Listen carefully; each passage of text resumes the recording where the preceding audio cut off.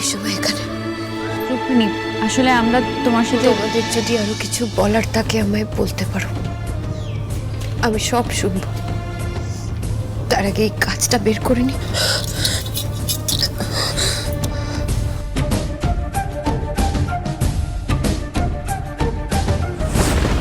না ম্যাম, আমরা এখানে আপনাকে কিছু বলতে বা দোষারোপ করতে আসিনি। আসলে অনেকক্ষণ হয়ে গেছে, আপনি এখনো পায়ে ওষুধ দেননি। এরপর ওষুধটা না দিলে কিন্তু সেপটিক হয়ে যেতে পারে। দিন, আমি ওষুধটা লাগিয়ে দিই। না না গঙ্গা, তোমায় কিচ্ছু করতে হবে না, তুমি রেখে যাও, আমি নিজেই ড্রেসিং করে নিতে পারবো। তুমি প্লিজ গঙ্গাকে ওর কাজটা করতে দাও। দেখো, তোমাকে নিয়ে আমরা চিন্তা করি, তোমাকে নিয়ে আমরা কনসার্ন বলেই আমরা এখন এখানে এসেছি।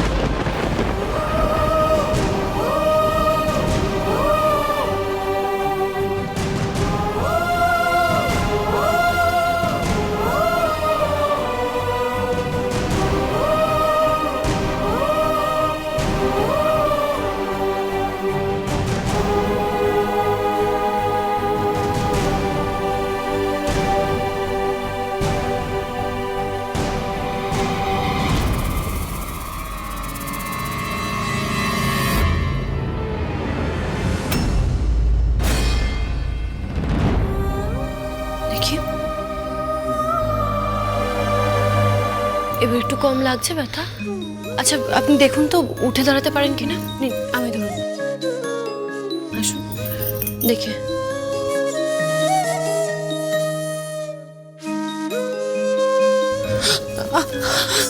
রুক্মিণী, তুমি ছেড়ে দাও, তোমাকে উঠতে হবে না, তুমি রেস্ট নাও। আর এ নাও, এই হলুদ দুধটা খেয়ে নাও, তাহলে দেখবে একটু রিলিফ লাগবে, ব্যথাটাও কমে যাবে তাড়াতাড়ি। কেন এরকম করছো বনি? তোমরা শুনলে না, আমি তো অপয়া, আমি দোষী, অপরাধী।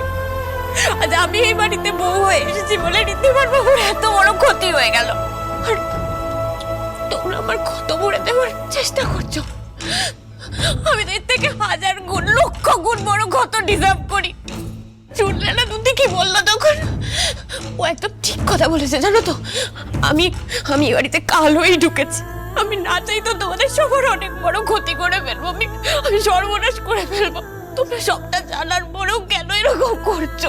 কিন্তু তারপরেও আমরা তোমার কাছে এসেছি, তোমার ক্ষতর মলম নিয়ে এসেছি, কারণ আমরা তোমাকে বিশ্বাস করি রুক্মিণী। কারণ তুমিও আমাদের পরিবারের একটা অংশ। কিন্তু তার পাশাপাশি এটাও সত্যি যে আমরা আমাদের পরিবারের একটা অংশকে হারিয়েছি। জানবো যে নেই, এটা মানতে আমাদের একটু সময় লাগবে। তুমি এত বড় ধাক্কা আমাদের সবাইকে কেন দিলে ঠাকুর? কি ভুল করেছে আমরা যে এত বড় শাস্তি দিলে?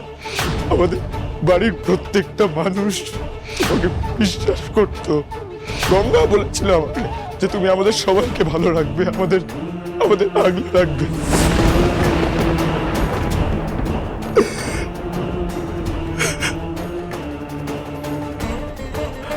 আমার মা সে আজ পর্যন্ত কারো ক্ষতি করেনি, সবাইকে ভালোবেসেছে, সবাইকে আঁকলে রেখেছিল, তো তাকেও কেড়ে নিলে বলো? আমার বাবা আমাকে ভালোবাসতে শুরু করেছিল, আমাকে ট্রাস্ট করতে শুরু করেছিল। বাবার আর রুক্মিণী ম্যামের বিয়ের পর এবার আমি ভেবেছিলাম এবার আমার ফ্যামিলিটা কমপ্লিট হলো, আবার আমার ফ্যামিলিকে ভেঙে দিলে ঠাকুর। তোমার এই অন্যায়ের পর আজ আমি বুঝতে পারছি যে ভগবান বলতে সত্যি কিচ্ছু হয় না। আজ আমি বুঝে গেছি কেন তোমার উপর বাবার সবটুকু বিশ্বাস উঠে গেছিল। কারণ যেদিন তুমি আমার মাকে কেড়ে নিয়েছিলে সেদিনই বুঝে গেছিল যে ঠাকুর বলতে কিচ্ছু হয় না। তোমার সামনে আমি আর কোনোদিনও মাথা চোকাবো না, কোনোদিনও না, কখনো না।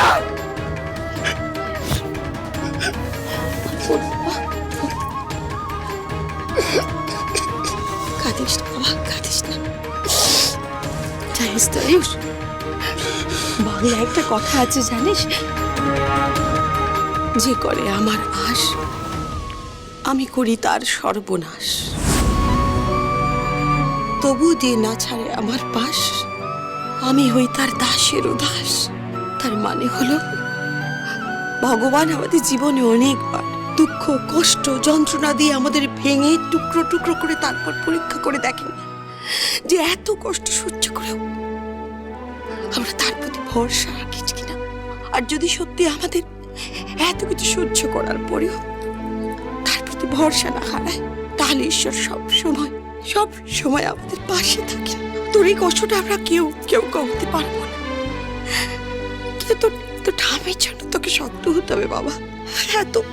এত শোকের সময় বড় বৌদি একেবারে বিধ্বস্ত হয়ে গেছে, তারপর তুই যদি এবার ভেঙে পড়িস, আমরা বড় বৌদিকে আর বাঁচাবো না। না না না না না না না পিসি ঠাম্মি, তুমি একদম চিন্তা করো না।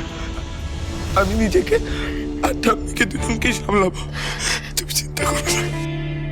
আমি জানি বাবা, তুই পারবি, পারতেই হবে বাবা, তোকে যে পারতেই হবে।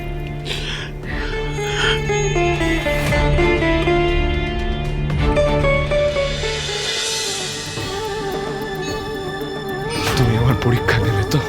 বেশ, আমিও দেখি তোমার পরীক্ষার জোর কতটা।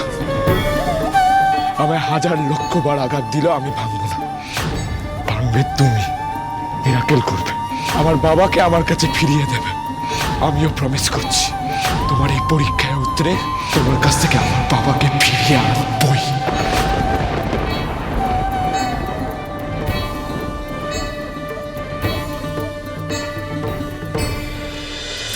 বনি বনি, তোমরা আমাকে ভরসা করো তো বনি।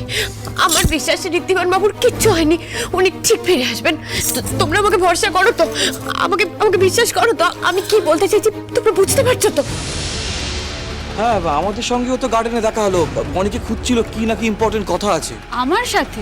হ্যাঁ মানে তুমি যখন ডেকোরেটরের সাথে কথা বলছিলে তখন।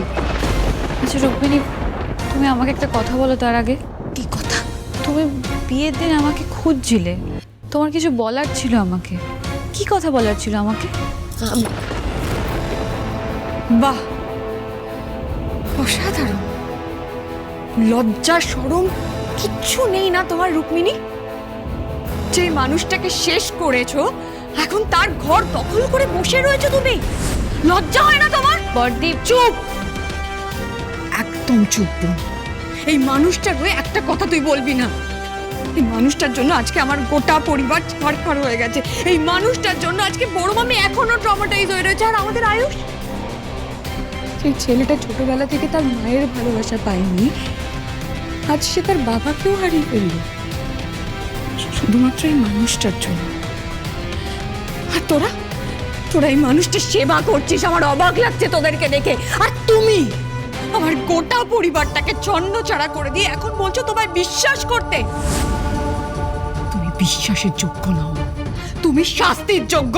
এবার আমি বুঝতে পেরেছি কেন ভগবান তোমার থেকে তোমার গোটা পরিবারকে কেড়ে নিয়েছে, কারণ তুমি সেটাই ডিজার্ভ করো। তো প্লিজ চুপ করো, চুপ করো। তুমি কেন চুপ করবো? আমি সত্যি কথা বলছি বলে।